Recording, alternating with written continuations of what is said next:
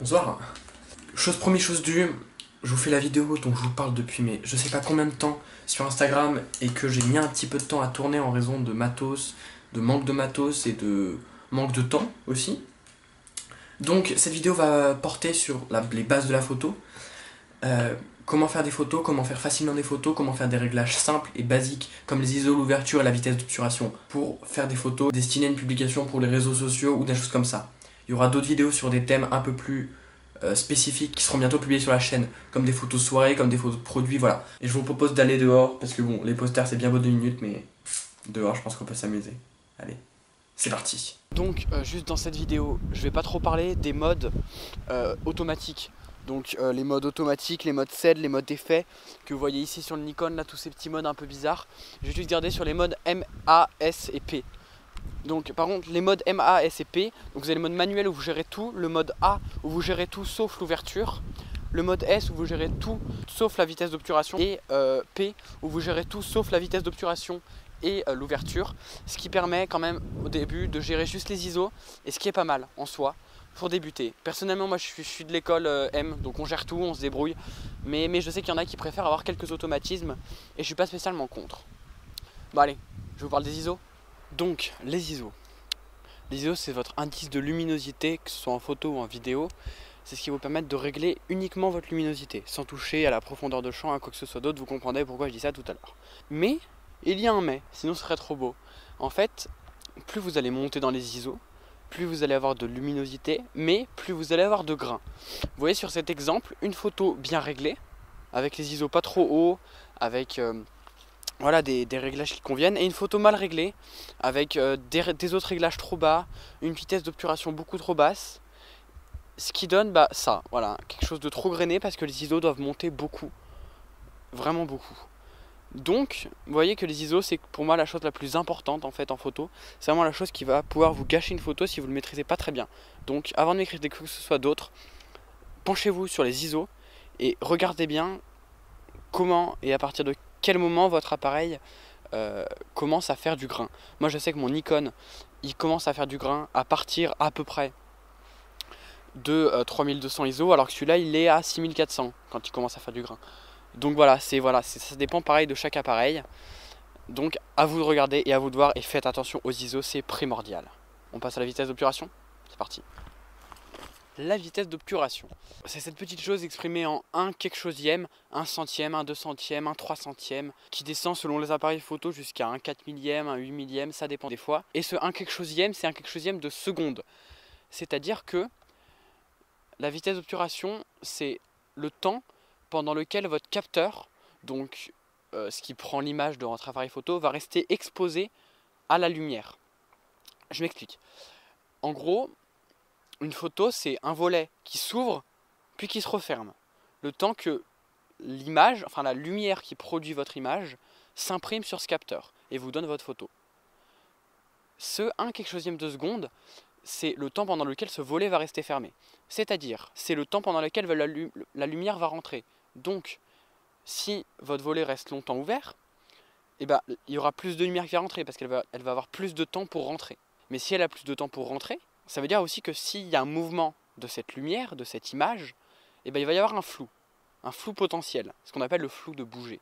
C'est-à-dire que si vous avez un sujet en mouvement ou si vous bougez ou vous tremblez, moi je dis au-delà des 1 160e de seconde, quand on n'est pas sur trépied bien sûr, je vais y revenir, et bien là vous avez un flou de bouger qui peut être là. C'est-à-dire que, comme vous voyez sur cette photo, ben là en fait il y a un flou qui est tout simplement dû à mes tremblements, au tremblement de ma main. Ça vous fait gagner en luminosité comme je vous l'ai dit parce qu'il y a plus de lumière qui peut rentrer et qui peut s'imprégner sur le capteur, mais par contre vous avez plus de flou de bouger potentiel. Là où un trépied, par contre, va être hyper utile. Parce que du coup, ce flou de bouger qui est dû à vos mains, il va plus être présent. Donc, en gros, votre appareil va plus bouger. Du coup, il n'y aura plus aucun problème à ce niveau-là. Il va juste être un flou. Par exemple, si vous avez un sujet, quelqu'un qui court, j'en sais rien moi, et bien là, par contre, il peut y avoir un flou qui va être dû à votre sujet qui bouge, lui. Voilà. Donc, la vitesse d'obturation, pour résumer rapidement, c'est plus de luminosité est égal plus de flou de bouger potentiel. Allez, go, l'ouverture. Donc l'ouverture, c'est voilà, c'est des petites lamelles en fait qui vont ouvrir ou fermer votre objectif, comme le dit son nom. Donc cette ouverture, ce qu'elle va faire, c'est super bien en fait. Plus c'est ouvert, plus le chiffre est petit, donc s'exprimer en f quelque chose, donc f1.8, f2.8, f3, voilà. C'est cette unité qui va fermer votre objectif, et donc c'est littéralement le fermer avec des petites lamelles qui vont le fermer. Plus il va être ouvert, ce que ça va faire, c'est que plus il va être ouvert, donc plus il y a de lumière qui va rentrer dedans, donc plus ça va être lumineux. Et aussi, je vais pas vous expliquer pourquoi, parce que j'ai pas envie de rentrer dans les détails dans cette vidéo, mais vous allez avoir moins de profondeur de champ. C'est-à-dire que vous allez avoir une plus petite zone de netteté, que vous allez donc en fait avoir plus de flou derrière. Ce qu'on appelle un peu le bokeh. C'est pas exactement ça, mais vous pouvez associer ça au bokeh. C'est-à-dire que plus ça va être ouvert, plus vous allez avoir de luminosité, et plus vous allez avoir du beau flou derrière vous. Donc pour des portraits, pour des photos de produits, ça peut être génial. Donc ce diaphragme, cette ouverture est surtout présente sur les objectifs, mais de toute façon je vous ferai une vidéo pour vous expliquer les différents types d'objectifs et qu'est-ce qu'un bon objectif ou non.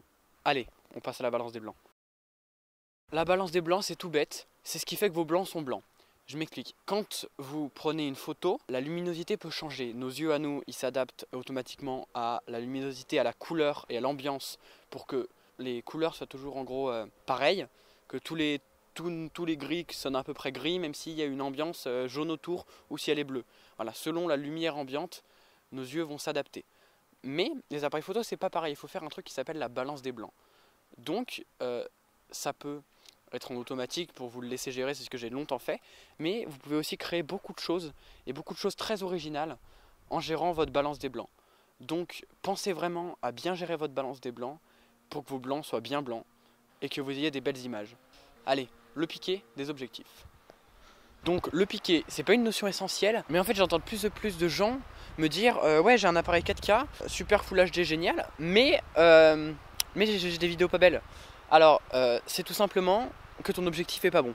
En fait, il n'y a pas que l'appareil qui fait qui joue sur la qualité de tes vidéos. Il y a aussi ton objectif. En fait, c'est la qualité plutôt des lentilles qu'il y a dans ton objectif et du jeu de lentilles. Et du coup c'est ça qui peut jouer sur la qualité de ton objectif. Donc c'est pas parce que tu as un bon objectif qui ouvre à 1.8 et qui fait des super beaux flous derrière et que tu fais des jolis portraits de ta grand-mère que tu vas spécialement avoir un bon objectif. Parce que si la qualité des lentilles, qu'elles sont mal coulées ou qu'elles sont mal mises ou qu'elles sont un tout petit peu décalées, bah là ça va jouer sur la qualité de ton image et sur ton piqué. Ton piqué c'est une sorte de détail en fait sur ton image qui va être dû à la qualité de tes lentilles. C'est comme si je disais que j'ai une grosse Ferrari avec un super moteur hyper rapide et génial, mais que je lui mets des pneus de 2 chevaux. Imaginez, ça va pas rendre un truc bien, ça va partir complètement en couille. Voilà, donc faites attention à votre objectif autant qu'à votre caméra. Les deux jouent beaucoup. Allez, la plage dynamique.